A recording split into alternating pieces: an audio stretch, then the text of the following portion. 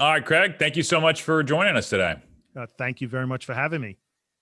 All right, so where I'd like to start with is talk about how you got here. The name of our show is called The Climb. What was your climb? What does your journey look like to bring you to this moment right now that we're talking? I'll try and give you the abbreviated journey. So obviously, I'm a CPA. I have a CPA firm, but I took a different route than most CPAs. Um, I always wanted to kind of work on Wall Street. And My dad was a New York City police officer, and I kind of grew up in a neighborhood where that's kind of what you did. You went to civil service, some kind of a job. And I was going to school as an economics major. We all took the test. It was just what you did. You took the test.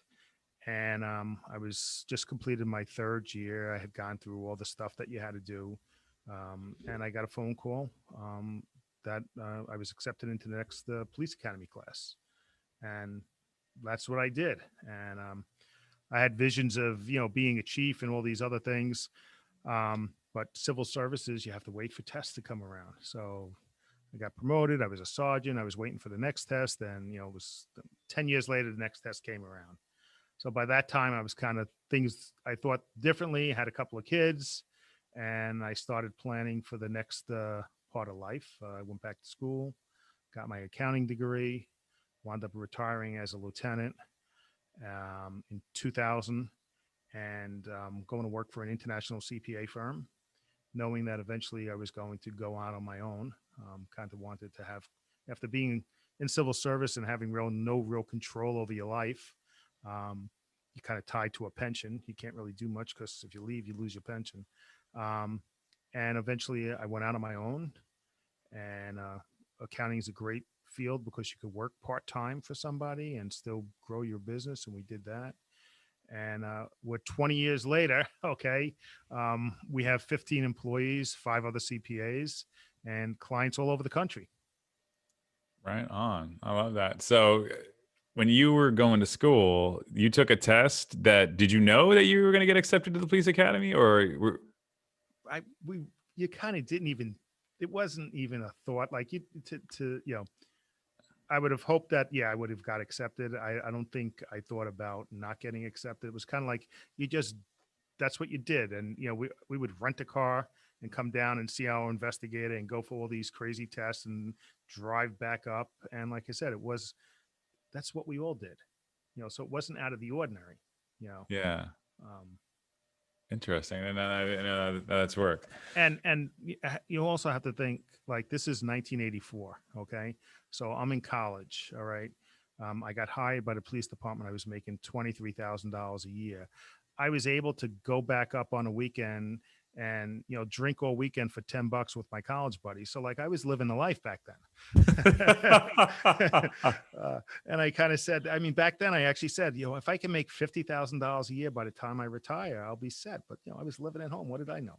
Yeah, yeah. They're funny the way that things work out. Yeah, exactly. So, accounting, you have certain specialties that you work in, agencies being one of them. What led you there? So we found, our main specialty is we like to focus with our clients on tax planning, and that's really helping them, keep more of what they make. And we found when we worked with agencies, we were really able to help a lot of agencies, and help them save taxes. So it just developed into an area where we focused on, and we grew our piece of the pie by helping agency owners, getting referrals from other agency owners. And an agency owner is, a business person like everybody else. And if they're making money, they reach to a point where they feel like, oh God, I'm paying a lot in taxes. And a lot of times, nobody's bringing them any ideas. Okay, what can they do legally to save money? Um, and we're able to bring them ideas where they could save taxes legally. So, how'd you land on agencies? Did you just get one as a client, or did somebody point you Exactly. in that It was direction? funny. One of our first agency clients was actually an international agency, and they needed somebody in New York with their U.S. entity. And we started with them, and then you get a referral, and then you kind of look at things, and you're like, oh, I have 5 agencies, okay, and look, I'm doing these things, and I'm saving these people more money. And then you say, okay, well, if I could do that for these, I could do it for more. So there are certain fields that you can't really save money, and they're not, maybe that type of field doesn't, you know, make a lot of money. But you have an agency owner that might have 5 employees, might have 50 employees. There's a lot of overhead, there's a lot of employee expenses, and if you could show the owner a way to keep more of that money legally, it's exciting. I mean, the old story for me is, um, saving somebody 20 or $30,000 a year in taxes is just as exciting as it was like when I was a young kid, chasing perps down the streets of Manhattan. You know, so I enjoy it. I get excited. Just running down them savings, huh? Yeah. It's just like dealing with the IRS. Maybe you enjoy that part, not me. So tell me, like, what are a lot of the commonalities from a tax standpoint that agencies fall within? Where you're like, yep, you know, So the biggest thing we see is, nobody is doing any kind of planning, meaning, they're going on vacation, they're planning a trip. Obviously you got planning that comes around your clients and stuff like that. But nobody was doing any tax planning. It was kind of like, you get your books kept, or maybe you do your books once a year, you go see your CPA once a year, whatever he tells you what you owe. I mean, that's horrible, right? Who likes that guy? Um, so what we do is, first thing we do is we explain to clients, you need to take the time to plan, because if you take the time, okay, just like everything else you do, you're buying a truck or buying a car, you do some research and you figure out what's going to be the best one for you. When it comes to taxes, you do some planning and you see what works for you. And it starts with, what type of entity are you? All right. There's a couple of different entities. Okay. Sometimes when you start, one entity may be the best, but a couple of years later, it's not the best. And have you ever looked at what type of, can you make a change? Is it a big change? What's it going to save you? So figuring out the entity you're working out, and is it the best tax entity for you? And then making the change if you have to make the change. So that's, I'd say, the biggest thing is failing to plan, and then the entity structure. so how can one plan? Like, what are some fundamentals? Well, it basically, most of your listeners are already in business, so it's not like, okay, when they decided to start, how they choose what type of entity they are. Okay, so we have no control over that. But if we look at what we're doing today and the type of entity structure we're in today, is that really the best structure for us from a tax standpoint? And if it's not, you could plan, okay, what can I do differently? Can I decide to, be taxed as an S corporation, or does it make sense for me to, be taxed as an LLC or a partnership or something like that? And how do we do that? And how do we do it legally? So, and that could save you a lot of money. Okay. And then we throw in, these days we have qualified business income, which is that nice 20% deduction that they get, the Trump tax cuts of 2018 gave us. Don't know how much longer they'll be around. All right. But, there's additional planning that has to go into that to structure that to make sure you're taking full advantage of it. Um, and like I said, most of the stuff is not rocket science. Okay. It just takes some time to look at it and figure out, okay, what can I do a little differently? And how much am I going to save? Are there some people that are potentially not saving as much because of the Trump tax cuts, where they were? Because I've heard some complaints where people are able to write off all types of things they're no longer able to write So, off. so the big thing that is no longer, is state taxes, state real estate taxes, or local real estate taxes, income taxes. You don't get that deduction. What we have found, for the most part, most people that had big deductions when it came to that also were subject to the alternative minimum tax. So they didn't realize, even though they were getting deduction for alternative minimum tax purposes, it was getting added back in. So they may not have gotten the benefit they would have gotten. Hmm. All right. So, and I will say, we probably, there's no one that I can remember coming across that was worse off um, as a business owner based on those 2018 tax cuts. Got it. What about the meals and entertainment? He got rid of that Well, one, right? so he got rid of entertainment. Okay. Um, they didn't get rid of meals. They reduced meals to 50% because there were certain circumstances meals could have been 100%. But based on a new stimulus bill that was just passed in late December, in 2021 and 2022, meals will be 100% deductible. Um, So that's a big plus, and obviously they're looking to the hospitality industry to help that industry recover from, the results of the pandemic when we're all able to go out and play again. Um, so that was a negative. But if you figure out, when you look at the size of things and how much people lost on entertainment, okay, what was legit entertainment that was supposed to be deducted, okay, how much did they lose there? Typically, it's not a big giant number, okay. Um, so, but when you add in, if you're an agency and your net income was $200,000, and the Trump tax cuts gave you a $40,000 deduction, all right, that was more than you lost in your entertainment that you can no longer deduct. Right. The meals and entertainment. Yeah, the meals part bothered me. I love eating out, right? So I Right, love taking exactly. clients out. So this is a bummer, man. This isn't well, good. but Everything else was fine. you still got the meals part. You still got the meals part. And the theory behind that is, you always have to eat, but if you're out with a client, so you should get to deduct the cost of their meal. The problem is if you have four clients or four people with you, you still only get to deduct half of it. But in 2021, go out as much as you can. It's 100% deductible, and talk business. You got it, Craig. Will do. So the what write-offs do you see agencies not making that they can be making when So they? so we'll start. There's a couple of them. I have my little list here. Not that I don't know them by I love heart. it. Um, but so we talked about the business entity. We've talked about qualified business income deduction, which there's some planning that you should be doing for that to maximize that. Um, Retirement plans. Okay. So often overlooked. Maybe you have a safe harbor, 401k, or something like that with a 4% match.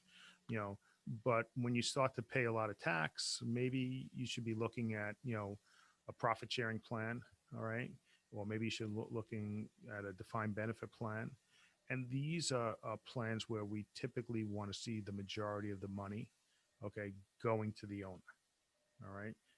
As a business owner, you're paying unemployment insurance, just paying benefits, you're paying all these things. Okay. Now, okay, let's try and put more money into our retirement savings if we can.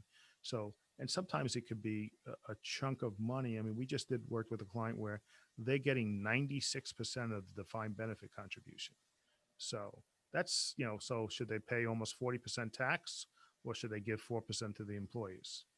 You know, um, I think it's pretty much a ground ball. So retirement plans. Then we have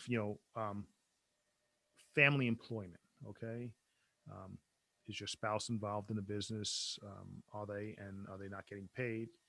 Maybe if you hire them, if they're doing work, if they're not working someplace else, and now you could get put more money away into retirement for them.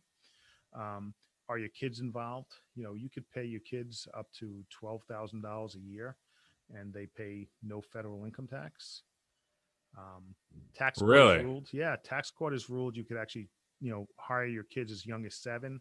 I like to wait till they're at least 11. Give them a job, document what they're doing. They have stronger hands at that age or something, Exactly, Craig? exactly. You have teenagers, so like when my kids were younger, mine are all grown now, but when they were younger, they went to private high school, um, and I used to pay them. It went into their bank account, and the school drafted their account every month. So it was kind of like I was getting a tax deduction for their education. That's smart. Um, so there's stuff like that you can do. If you have 3 kids and they're all like 15, 16, 18, that's $36,000 that you could save, a lot of money on.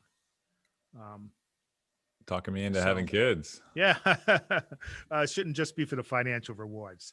Um, then we have medical benefits. Depending on the type of entity you are operating out of and how many employees you have, there's something called a medical expense reimbursement plan. So sometimes there's some modifications we can make. A lot of times with maybe a middle-aged owner, and maybe they need a big expense we see a lot with middle-aged business owners, agency owners, are it's time to put some work into their mouth, and maybe they need implants, and it's $25,000. Okay, so if we can make that a pre-tax cost, or make it a tax deductible cost versus a post-tax cost, we're saving $15,000 to $20,000. So this taking time, communicating with your CPA, and seeing, okay, what can I do to make this legitimately deductible? How does that So work now? Let's say, all it's right, is that at an employee level or is that like a personal business it's owner it's level? at the business owner level. Okay, Okay. you have to cover your employees, but there's a set of rules that you have to follow, and if you do it right in the right circumstances, it works out. Okay, Right. where you're actually able to deduct those out of pocket costs you have. What's the threshold, right? Is there like a $5,000 and then you can do it? Nope, there's no threshold. It's 100% every dollar for dollar deduction. Now, like I said, it depends on how you're set up, and sometimes we have to make some adjustments so it's legitimate. So it's not just we're not just taking care of the owner at the expense of the employees, because we can't discriminate. But then sometimes we could use multiple entities and different things like that. So if you have a 25, if you have a big expense like that, it's well worth it. When you have clients where they're going into fertility treatments and stuff like that, that could cost $100,000. These are things that are worth taking the time to plan out a way to make this now a tax deductible expense. Once again, take the time, have the conversation. What can we do a little bit differently to make this deductible? Now, we can only do things that are legal. All right. Um, so that's it. Then there's the big one, especially today, is the home office. How many people are working from home? Yeah. Right. So and let's not even talk about the employees right now. Let's just talk about the owner. Okay. Now you're spending at least 15 hours a week working from home. Okay. You could have a home office. Okay. A lot of people say, oh my God, it's a red flag. The IRS is going to audit me. Years ago, the IRS came out with a safe harbor, you know, on that home office. Okay. If you're legit, you document everything. Um, you could write off a lot of things. In addition, once you have a home office, you could also have a home athletic facility. So if you're down in Florida and you have a pool, okay, you could actually depreciate the value of the pool, write off the operating costs of the pool. If you have a home gym, the same thing goes with that. So now you've increased the square footage that you're using to deduct like your utilities and stuff like that. So it just takes time to plan, make sure you document what you're doing, okay? Because you don't want to just do things willy-nilly and for some reason you get audited for whatever reason and then you don't have any documentation. So while these Like, things where's don't the pool, Craig? right, exactly. you know, so so having a home office now allows you to write off a home athletic facility, all right? And you're down in Florida, okay? If you have a pool, it gets expensive. So, um, and then we have clients where they've set up video studios in their garage and stuff like that. All that stuff, formerly nobody was deducting. It's legitimate, okay? Um, deduct them. So we talked about home office. There's your car and truck expenses. Now if you have a home office, you're actually traveling from one office to another, right? You're not commuting. You're traveling from an office to another. So now those deductions that you may have been doing that weren't really legitimate become legitimate. So it really comes down to making sure you're doing what you should be doing, okay? And not just writing the check, documenting while you're writing the check, making sure you have all the documentation. Um, we talked about meals and entertainment. How do you like people to track this stuff? You keep saying documenting. Like, what's the best way to go Well, about that? it really depends on what you're doing. So if you have a home office, all right, most of us can pretty much easily document we're spending 15 hours a week working from home. Right, that's an easy one. If you're hiring your kids, we have checklists that we give clients that they make sure the kids sign every week, okay, documenting what they're doing. Um, we have a home office calculator that we have clients keep, and they fill that out every year, so we make sure that we're taking a deduction for legitimate stuff. That's what I mean by documenting everything, making sure that if somebody was to ask you, you have it beforehand versus trying to recreate the wheel. Hmm. um, Another big thing we see with agencies is agency owner may own the building that they're operating out of, okay? um, and they're depreciating. Typically, they're depreciating the building, the cost of the building over 39 years. All right. Um, we do something called a cost segregation study. Okay, we bring in an engineering company, they do a study, and it allows us to then depreciate the building faster. Okay, so we get more expenses in the first 5 or 6 years. We get the same amount over 39, but we get more of it up front. And that could be, I just did one where we got an extra $250,000 deduction. So, Wow. taxes on 250,000 if you're in the top bracket, that's a lot of money.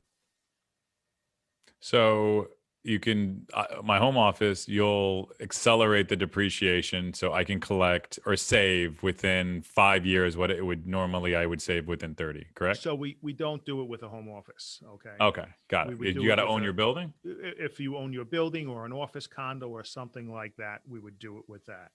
Okay. Um, and the tax savings can be tremendous. That's if you just saved $80,000 that, yeah, you would have gotten it over to 39 years, but I'd rather have it all today. Pay me today or pay me over 39. I'll take it today. Yeah, amen to that.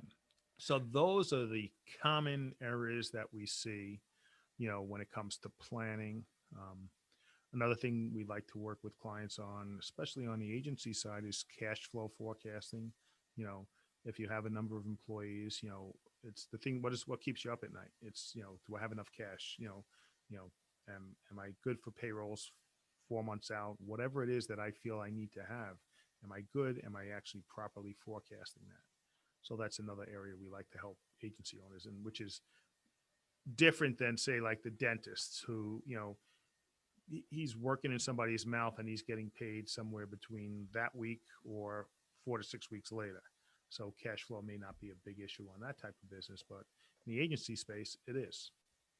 How do you go about planning that with them? Is it just, projecting what your projects are going to pay, work sold, not billed type of scenario? Well, it's all those. Number one, it starts with having good, accurate books. And then if we work with software from there, so we're not dealing with an Excel sheet, because when you start dealing with Excel sheets, you kind of screw up one number. Okay, they tend to break, and Hmm. then you have to reinvent the wheel. Whereas we work with software, where in our case, we could do a cash flow forecast for a client. We might do them weekly, depending on the level of service. We might do them every other week, or we may do them monthly. So you make sure everything is updated. Okay, you have your bills that are invoices and stuff like that are in the system, and the software does a great job of forecasting for you, so you could see 6 weeks, 6 months out, what's my cash look like. Hmm. And that's something that tends to keep people up at night. Taxes tend people tend to want to bury their heads, they don't want to deal with it. Okay, but cash flow kind of keeps them up at night. Amen. Absolutely. Yeah. You don't have, enough coming in, you're going to be out. Right. What types of accounting systems do you favor?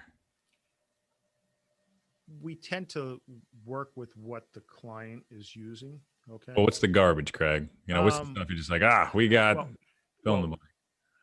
in my quick when I see somebody working with QuickBooks Online, okay, it's not a very robust program. Okay. And then there are other programs like Workamajig and stuff like that that are more specific to the industry, that they work fine if everyone's doing everything they should be doing. Okay. um, the simplest to use is probably QuickBooks if it's right for the agency. All right. um, and technology is changing so fast now. They're Mhm. coming out with all sorts of um, project management software and stuff like that, so it doesn't necessarily have to be tied into your accounting program, and there's so many integrations that can be done. So um, personally, I like QuickBooks Desktop. It's pretty robust. We can do what we need to do with it. um, but we have clients that use Workamajig and other types of software where, we'll work with it as long as they make sure they're doing what they need to do. Now, when it comes to books being cleaned up, do you recommend everybody have a bookkeeper on staff, an outsourced service? Do they hire you to do that? Like, what does that look like? Best So case we, scenario. so we do all the above. Okay. Um, with if you're a client of ours, we're meeting with you monthly. We're reviewing your books. If we're doing your books, we're still meeting with you monthly. Okay. So we have from a bookkeeping oversight, bookkeeping, up to CFO services. We offer all those. But I think every business owner should really, their books should be up to date. Okay. And they should be reviewed by a professional on a monthly basis. And the reason is, you know, um, a lot of times the person keeping the books is doing a lot of other jobs than just keeping the books. They may not have a lot of training other than bookkeeping. Um, hopefully the CPA you're working with has got somebody looking at them and making sure they're accurate. So if you have accurate information, you could make accurate decisions based on that information. If it's bad information, you're not really making able to make a good decision based on that, bad information. So with our clients, we meet with them at least monthly via Zoom, and depending on the level of service, we may be meeting with them more than that. But I think you should know what's going on with your P&L and your balance sheet and have that call every month. You mentioned CFOs. What's the fun? What do you see the function as a CFO and the duties as it relates to agencies? So, I mean, they want to be really following what's going on. Okay. So they want to have a good grasp of, okay, cash flow. All right. Making sure, you know, it depends on what the owner's doing. Okay. How much time does the owner have to spend on things? We'll come Let's say they into an have no agency. time. Right. You need somebody that's looking at your receivables, your aging of your receivables, your payables. I mean, so often we'll see where, we'll come in and, nobody has, because everyone's busy, not because somebody's slacking off. Nobody's looking at the aging. So you might be 6, 9 months out and, nobody's reached out to this person. Maybe they've gotten the invoice, maybe they haven't gotten the invoice, but it's much easier if somebody's 90 days or 60 days net to reach out to them 90 or 120 days than 6 or 8 months later, you know, um, because maybe they didn't get the invoice, maybe it got lost, who knows? Um, so that's one of the functions of your CFO is making sure all your accounting and finance operations are updated and kept on top of. And there's different levels of service that can be brought on, brought to bear against that. But you want to get paid, especially when you're doing work, and you don't want to be writing off, you don't want to be writing off invoices because it's too long, or maybe they're not a client anymore, or there's a number of different reasons and things that happen. So being on top of that, yeah, so it's costing you more money, but you're not writing off all that money that you were writing off every year. Hmm. Another thing, are you accrual basis? Are you cash basis? We like to see agencies kept, their books kept on accrual basis, but maybe the taxes don't need to be kept on accrual basis because, do you want to pay taxes on money you haven't received yet? So from a business owner standpoint, you want to know accrual because that's really the most accurate way to view what's going on. But from a tax basis, I don't want to pay Uncle Sam until I actually received the money. Right. So when companies say how much revenue they did, do you think it's more appropriate to say from a cash basis or accrual basis on a previous year? I think you should look at accrual basis, okay?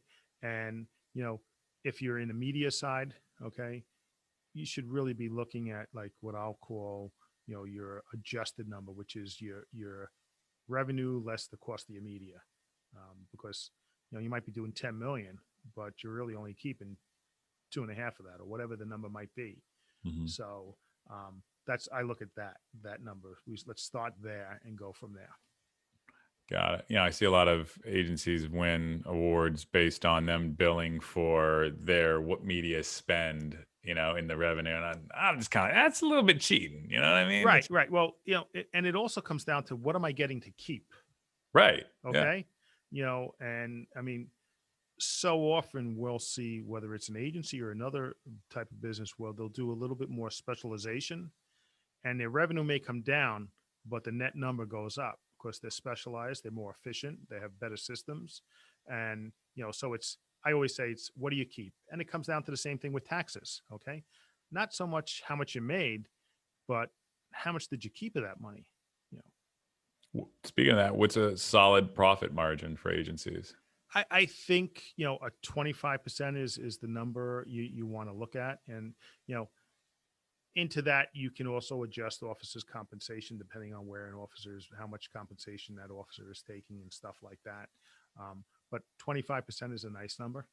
And that's backing out the compensation of the owner, correct? That's the 25%. Correct. Correct. Okay. Like I said, and it depends. It also depends on, when you're backing out that owner's comp, how many people they have, so 30 people, okay, 5 people, when you back out that compensation, it can make a big difference. But Mhm. sometimes an owner is compensated more. Sometimes he's compensated less than he should be, and there might be reasons for that.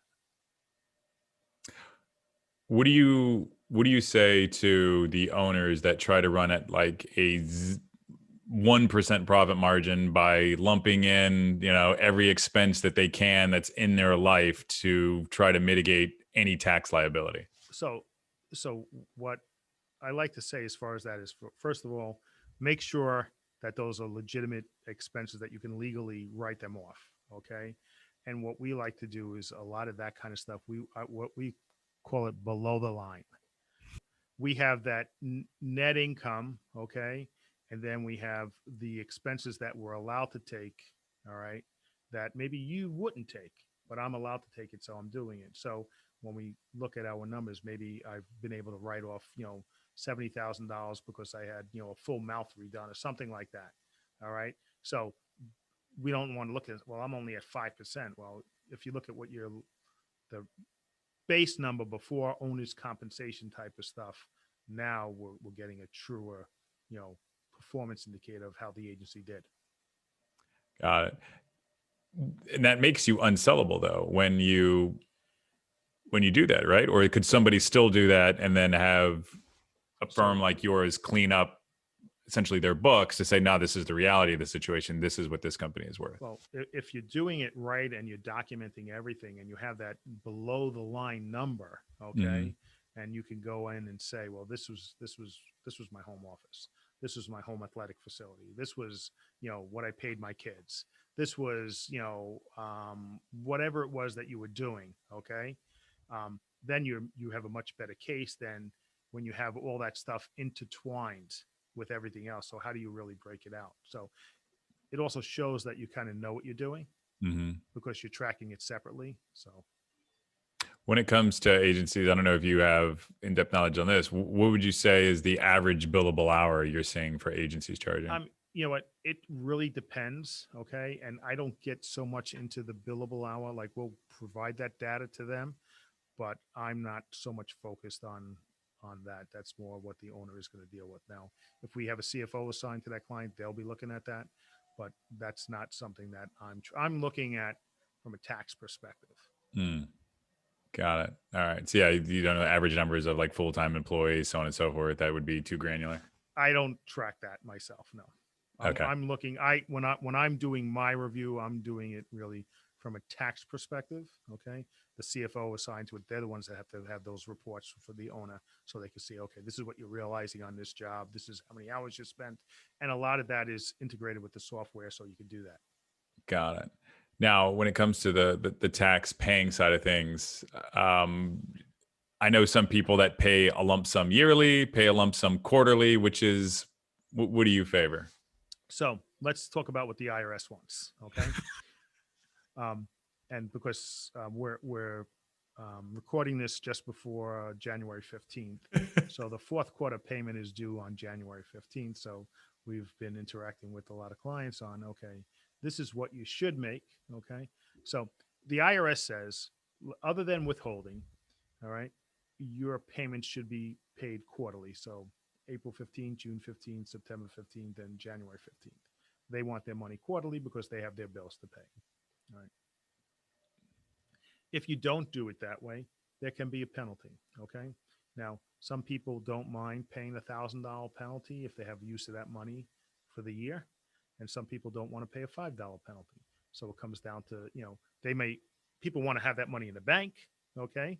Um, we like to use, you may have heard of Profit First. We like to use that with clients so that they, even if their estimates may be based on last year's tax, their income is up 25%. So, relatively speaking, their tax is going to increase. So we may only be making estimated payments based on last year, but we have that money sitting aside in a tax account. So we'll be good. So when we have to make that payment in April, we're not wondering where we're getting this money from. All right. So that's all part of the process. You want to make sure you're setting aside the right amount of money. All right. So you don't want to know, I owe $100,000 and I don't have anything. I spent it all. Okay. And they may have spent it on a business. They may have bought equipment. They may have done a number of different things, but you want to make sure that you have that money set aside and, nobody should have that surprise. I mean, too often you'll hear, yeah, my CPA called me up on April 10th and told me I owe $75,000. We do projections now, the end of December, beginning of January. So I can tell you, it looks like you're going to owe this, or you're paid in, you're fine, or whatever it is. You're knowing you have to make that payment. You may not like making the payment, but it's much better to know today and have 3 months to plan for it. All right. Even if you have it. All right. Than to know a couple of days before. Do you see audits going up with the new administration coming in? Well, they've already hired, I think they just hired a couple of hundred people to increase the number of audits that are done. All right. The audit rate is still a very, very low number. I think it might be 1/4 of 1%, and it's supposed to go up to a half of 1%. you know so we tell our clients, make sure we keep good records, keep accurate books. If you have an audit, okay, and you go in there with something that looks nice versus going into that audit with something that looks like you just pulled it out of a shoebox, there's a big difference. So Was it higher in the 90s, or is that just my I imagination? way back then the audit rates were high, but they like in a business, you probably typically don't cut something that brings in money. With the IRS, audits are supposed to bring in more money because they're supposed to keep people more legit. And if just the fear of an audit is going to keep people doing the right thing. But over the years, the IRS has cut back because they've had less manpower, and they've done less audits. So this is supposed to start the process, back to raising that rate. But we'll see. We'll see. I must say though, I have to give a shout out to the IRS. Every time I've called them, they have been so polite. That's the luck of the draw. But it's just like really? it's just like everything. It's just like everything else. Whoever you call, depending on who you get. We deal with the IRS quite frequently with notices and stuff like that, and the IRS has something called the courtesy disconnect. So if you're on hold, like exceeding 45 minutes, they'll just disconnect you as a courtesy. Okay. So we're fortunate that we use software that has an auto dialer. So we because running a business, you're going to get notices. You're going to Mhm. get notices. Mostly they're around payroll. Mostly the payroll company is going to use it. Um, but you have to deal with the IRS, and I might get somebody great. I wish I could have their direct line, and I might get somebody that doesn't want to help me. And unfortunately, right now, a lot of IRS people are working from home, so they have the same problems working from home as the rest of the people do. So, and there's also stacks and stacks of mail. Whereas I think the last I heard, they were somewhere between 6 and 9 months behind on opening certain mail. The IRS is? Yes, yeah. Right before the pandemic, there was a small earthquake out in, I think it was Ogden, Utah, and that facility got shut down. And then the earthquake came. I'm not sure if that facility. I mean, then pandemic struck. So, yeah, we've had people, mail checks in February, March of last year that recently cleared. So I mean, now you want to do everything electronically because you don't want a big check sitting out there. Yeah, seriously. If you're not paying attention to your books, you Right. spend that money. Yes, exactly. Exactly. Um, What so about yes, tax credits? tax credits. Well, now, interesting you say that because we have round two of PPP that was just passed a couple of Right. weeks ago, which is based on quarterly reduction in revenue 2020 versus 2019. So everybody should hopefully know about that. And if they had a lot of agencies had bad second quarters. Okay, not all, but a lot of them had bad second quarters. In addition to that, there's a tax that's called the Employee Retention Credit, which when the CARES Act was first passed, you had the choice between PPP round one or the Employee Retention Credit. With the new bill, you are now eligible for both the Employee Retention Credit if you already had the PPP. And for 2020, that credit can be up to $5,000 per person. So if you had 10 employees and your numbers met the right criteria, um, you can be getting a $50,000 tax credit. And going into 2021, it's actually a 7,000 per employee per quarter. So you could wind up getting a $7,000 credit in the first quarter per employee, and you could get a $7,000 credit in the second quarter per employee. Whereas in 2020, you can only get a 5,000 total credit, meeting certain criteria. So those are things that if you have accurate books, you could look. You could say, okay, was I down 25%? Was I down 20%? Am I good for this? Do I get this credit? Okay, what do we need to do?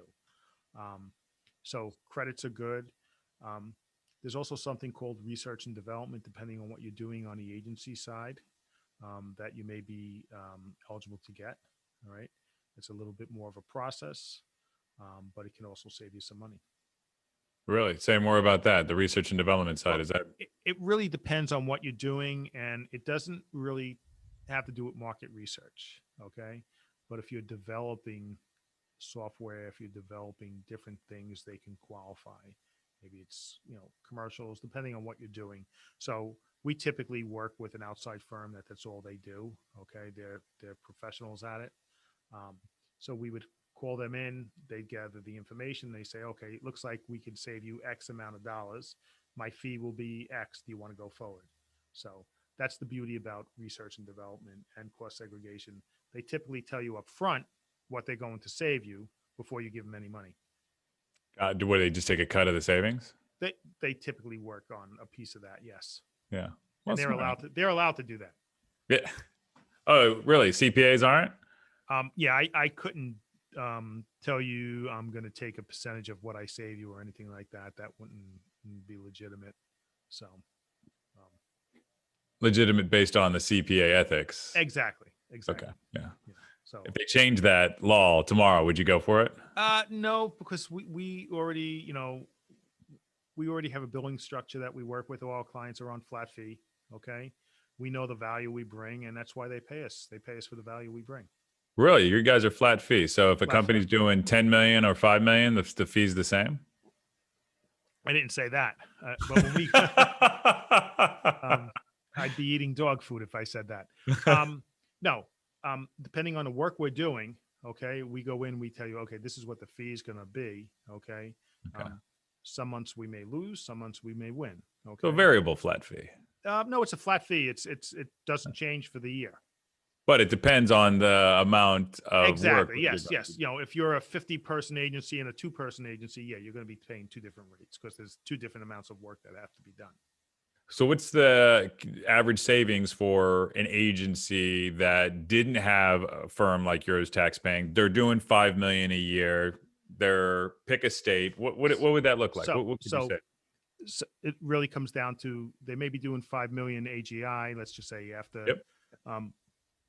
how much are they actually? How many employees do they have? How profitable are they? I would say on 50 the low employees, side, 25%. yeah. So we're gonna be able to show them a lot of things. Okay, so can I save them $80,000 or $90,000? Yeah. Okay. Versus a smaller agency, maybe 5 to 10, that I could probably save them, around $20,000 to $30,000. Okay, but that's year after year after year. That's a lot of money. That's a lot of money. Whether that's vacations, money you put back into your business, put money you put into your retirement, buy shoes, whatever it is that you want to buy. All right. That could be, the payment every month on the vacation home or whatever it is. So I saw a video on your website where you're cruising in a boat, or there's a boat cruising, and you mention this is great to take clients out so you can see the skyline of Manhattan. Does that mean you ride off your boat? No. And that was filmed when you could do entertainment. Okay. Okay. And I actually don't own that boat. I belong to a boat club. So I take the boat in, I bring it to the gas dock, I give them the key, they charge me for the gas, and they clean the boat, and I walk home. I'm done. You and me have that in common. That's my style too. Yeah. I don't need to be, I work hard during the week. Yeah. Scrubbing a boat all weekend. Yes. But that was the New York City skyline. So with that, I know of a couple business owners who despite all advice, wrote off their boats and as some business expense. And both of them were audited. Is that a red flag for the IRS? Well, if the IRS sees that you're writing off your boat, yes. Okay. Now a boat can qualify as a second home. All right, and you could write off the interest payments on a boat. All right, that's legitimate. But um, entertainment is not deductible. All right, so it doesn't work. What are some other red flags that are just just like guys, don't do that you just see Well, happening? I mean, hiring people that aren't working for you. Doing doing things now. I mean, we get calls now across all different fields about um, somebody wants to go on unemployment, and you don't want to deal with any of those kind of issues. It's just not worth the headache. Be legit, document what you're doing. You work hard. I say to people, when you first start out, you're a bit of a schmuck with a truck. Okay, now you have a real business. Okay, the things you might have been able to do back then, you're not going to do today. They're not worth it. So when it comes to percentages of things, and maybe this is more on the CFO side, there's all these professional services, right? There's tax planning, there's legal, there's I don't know, there's some other professional services in there. Like, what percentage of somebody's revenue would you recommend is for that type of stuff, professional services? I look at it this way: what's the value they bring into your business? Okay, am I going to be the cheapest partner you ever have? Yeah. Okay. Am I bringing that kind of value to you? Yeah. All right. Um, Versus the guy that you go to once a year that files a tax return for 3,500 or whatever it is that he's. So how much money are we able to save you? How helpful are we to your business? I look at that. That's the value. Got it. So you wouldn't you're not even interested in just doing the filing part of it. That's not what you guys do. You're more on the planning side. Well, we do the filing for our clients. Right. But Okay. that's just a piece of what you do is what I That's mean. just a piece of what we do. That's the last piece of what we do. So everything that we do during a year is obviously encompasses tax planning. All right. So we can help them save money, but we also want to help them with their business and make sure they're looking at good numbers. All right. So, and the reason we don't just do tax returns for somebody is if I'm working with you all through the year, okay, and in your mind, your perception is I really need you March and April because I have to file my taxes when you really need me all year. All right. I don't want to be distracted with people that I see once a year. Okay, so for us, there's a whole process we follow, and every client that we take on, we start with a tax plan. So we're showing them value up front. Are we saving them 20, 30? What's the number we're saving them? Okay, and then the relationship goes from there. So we want to bring that value. Okay. So when you let's say that we decide to work together, what does that process look like? You said So something about a monthly weekend. Yeah, right. just So walk me through so it. the process for us, it all starts with a tax plan. So it starts with a phone call. We have a conversation, a short conversation about your business. Then we send you a secure link. We'll ask you for your last 2 years tax return, okay, and your current year P&L and balance sheet. We'll do an analysis. We'll set up a Zoom call with you. We'll go through the analysis. We'll tell you how much we expect you to save in taxes. We'll tell you what our fee is just for the tax plan. If you want to go forward with the tax plan, we send you an engagement letter. You pay us. We do the plan. We go through the plan together. Then at that point, if you want to work with us on a monthly basis, now we've looked at everything, so we could give you an accurate price. Okay. We'll typically at some point we'll get a copy of your software. If it's an online version or a desktop version, you'll give us access. Um, if you want to work with us, we put you on a monthly retainer. All right. So our lowest level of service, let's just say, is that you have a bookkeeper. They're doing all the data input. We're reviewing that every month. We're having a phone call, a Zoom call with you every month going over that. You're reaching out to us when you have questions. We're giving you information, whether it has to do with PPP, all sorts of everything that's happening these years. We're giving you all that information. We're having that call monthly. We're helping you prepare, for projections and stuff like that. And we're following your tax returns, your business and your personal. That's how. And everybody has, depending on their level of service, either a bookkeeper, a CPA, and myself and my tax manager overseeing what's going on. Got a full team approach. And then jumping back to the PPP, let's say that you've done well, but you did have that one down quarter, but you have cash in the bank. Would you still recommend one of your clients to take whatever money they can get from the government? If the government is giving it to you, why not take it? Okay. I mean, there were a lot of people, first round that were not sure whether they were going to apply for it. Okay. Um, there were people that applied for it, were not sure if they were going to give it back. Okay. Um, and you're not lying. You've met the criteria. The government says we want. Trust me, you've paid a lot of money in tax over the years. All right. Somebody's going to pay for that in the future. So, and it's probably going to be you. So if you're entitled to it, I believe you should apply for it. But everybody can do what they want. Yep. No, yeah, I appreciate that information. So what other information didn't we cover you think our audience should know today? Just I do have a book.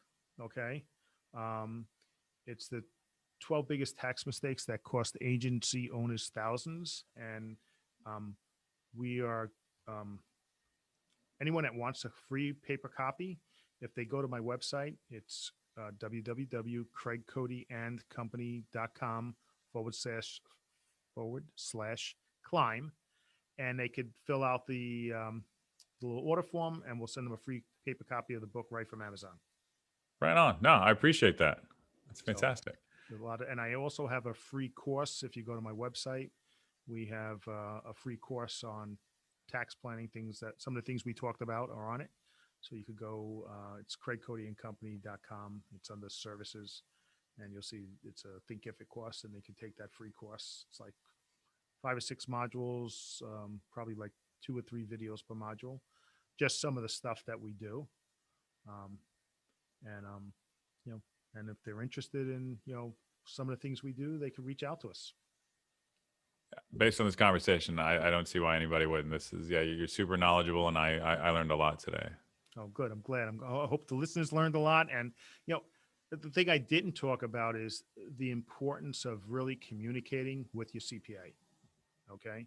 So, you should have conversations, use them. They should hopefully want to speak with you. Okay. Um, they should be knowledgeable. I know most CPAs, we have our pocket protectors. We're really into not talking to people and stuff like that, but reach out to them. Okay. They have a lot of knowledge. Use them for more than just putting the right numbers in the right boxes. I love that. No, I think one little anecdote that I can add to that is I like the flat fee that you get for the year. I had an accountant one time. I sent an email. They said they were going to do some things in my books some years ago, and then they sent me a bill for like $3,800. And I was like, "You didn't tell me I was going to get billed an additional $3,800." Like that to me is unethical and impractical. Like, well, we had to do the work, and it was just this back and forth that became this very terrible negotiation. Right. And another reason for the flat fee, in addition to that, is we want you to reach out to us when you have a question. Okay. We don't want you to be worried about, getting billed for something. All right. So you reach out to us. We're able to save you more money. Okay. We've just provided you more value. All right. If you don't reach out to us and now we don't find out about it until, when you're doing your taxes or something like that, there's no value. So the whole idea is reach out to us. I mean, like I said, we have a team approach, um, and somebody will get back to you. And this way, there's no such thing as a stupid question.